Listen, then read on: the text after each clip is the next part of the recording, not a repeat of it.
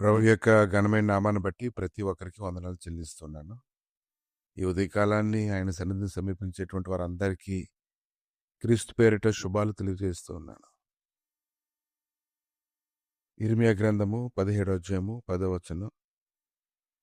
ఒకని ప్రవర్తనను బట్టి వాని క్రియలు ఫలం చూపున ప్రతీకారం చేయుటకు యెహోవాను నేను హృదయమును పరిశోధించువాడును, అంతరింద్రియములను పరీక్షించువాడును. న్యాయ విరోధముగా ఆస్తి సంపాదించుకున్నవాడు తాను పెట్టిన గుట్టను పొదుగు కౌజు పెట్టవలే ఉన్నాడు. సగం ప్రాయంలో వాడు దాన్ని విడవలసి వచ్చును. అటువాడు కడపటి వాటిని విడిచి అవివేక కనబడును. ఇర్మియా 17వ అధ్యాయము 10వ వచనం నుంచి ఈ వచనాలన్నీ చూసినప్పుడు దేవుడు ఖచ్చితంగా ప్రతి ఒక్కరిని పరిశోధిస్తాడు. అలా పరిశోధించినప్పుడు మాత్రమే ఒక వ్యక్తి హృదయంలో ఏముందో, అతను ఏం ఆలోచన చేస్తున్నాడో తెలుసుకోగలుగుతాడు. హృదయం అన్నిటికంటే మోసకరమైనది కాబట్టి ఎవరి హృదయంలో ఏమైతే ఉందో అది ఎవరికీ తెలియదు. కీర్తన గ్రంథం 26వ అధ్యాయము 2వ వచనం. యెహోవా నన్ను పరిశీలించుము, నన్ను పరీక్షించుము, నా అంతరింద్రియములను నా హృదయమును పరిశోధించుము. భక్తుడు ఎంత ధైర్యంగా చెప్తూ ఉన్నాడండి. పేతురైతే ధైర్యంగా చెప్పాడు, ప్రభా నీతో పాటు చెరసాలలోకైనా సరే నేను నీతో వచ్చేస్తానన్నాడు. కానీ తర్వాత పేతురుకి జీవితంలో జరిగిన దాన్ని బట్టి చూస్తే పేతురు ఎలా ప్రవర్తించాడో దాని గురించి కానీ జ్ఞాపకం చేసుకున్నట్లయితే తన హృదయంలో ఏముందో తెలుసుకునేటువంటి గొప్ప బలము తన వశంలో లేదని పేతురైతే తెలుసుకున్నాడు. కనుక మనుషుడు హృదయంలో అనేక రకాలైన ఆలోచనలు కలుగుతూ ఉంటాయి. ఆయన పరిశోధించినప్పుడు అవి బయటపడుతూ ఉంటాయి. కనుక ఆయన పరిశీలన చేస్తూ ఉంటాడు. మనం ఏ రకాల ఆలోచనలు కలిగి ఉన్నామో, మన కోరికలు, మన ఆశలు ఎటువైపు ఈడ్చుకొని పోతుంటే అది దేవునికి తెలుసు. దానివల్ల అతడు ఖచ్చితంగా మనల్ని పరీక్షించి, పరిశీలించి, పరిశోధించి మనల్ని సరిచేయడానికి ఆయన శక్తిమంతుడిగా ఉన్నాడు.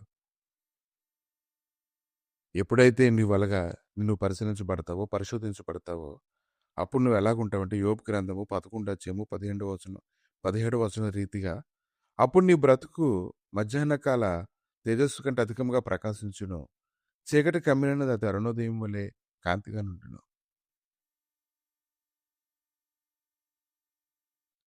నీ కన్నులు ఎదుట ఆయన మాటలని, ఆయన కృపని నువ్వు ఉంచుకుంటావు. ఆయన లక్ష్యం నడుచుచి నడుచుకోవడానికి నువ్వు ప్రయాసపడుతూ ఉంటావు. కాబట్టి ఆకాశం ముందు దేవుని తట్టు ప్రతి ఒక్కరు తమ హృదయాన్ని తమ చేతులు ఎత్తుతారు కానీ తమ హృదయంలో ఏముందో అయితే తెలియదు. కానీ ప్రభు అయితే అన్ని విషయాలు ఎరిగి, ఆయన ఎరిగి ఉన్నారని మనకు తెలిసేలా చేసి, మన యొక్క బ్రతికేటో, మన యొక్క ఆలోచన తలంపులేటో వాటన్నిటిని కూడా తెలిసేలాగా ఆయన చేయడానికి శక్తిమంతుడై ఉన్నాడు. కీర్తన గ్రంథము 138వ అధ్యాయం 8వ వచనం. యెహోవా నా పక్షమున కార్యం సఫలం చేయుము. యెహోవా నీ కృప నిరంతరం ఉండును. నీ చేతి కార్యములు విడిచిపెట్టకము. కనుక దేవుడే ఈరోజు నీ పక్షంగా ఉండి నీ కార్యాలు సఫలం చేయాలంటే ఆయన యొక్క సత్యము నీకు లోతుగా ఉందా? అది తేటగా ఉందా? దాని పరిశీలన ఎవరు చేస్తారు? కనుక దేవుడు మనం పరీక్షించుట అది ఎంతో మంచిది. దాన్ని మనకు లోబడాలి. మనం ఎలా ఉన్నామనేది మనం తెలుసుకోవడానికి అది ఖచ్చితంగా సహాయం చేస్తుంది. కాబట్టి ఉదయకాలాన్ని ఎప్పుడూ ఒక ప్రార్థన అనేది నీ జీవితంలో ఉండాలి. దేవా నన్ను పరిశీలించు, నన్ను పరిశోధించు, దేవా నేను ఎలా ఉన్నానో నాకు తెలియపరచు, నువ్వు ఎలా తెలియపరిస్తే అలా లోబడతాననేటువంటి మనసు నీ హృదయంలో ఉండాలి. అలా ఎప్పుడైతే నువ్వు చేయడం మొదలు పెడతావో నీ మోసకరమైనటువంటి హృదయం అది పరిశుద్ధపరచబడుతూ ఉంటుంది. ఘోరమైనటువంటి వ్యాధి అది తొలగించబడుతూ ఉంటుంది. అన్నిటి నుండి చక్కగా గ్రహించుకుంటావు. దానివల్ల దేవునికి ఇష్టరాలుగా ఉంటావు.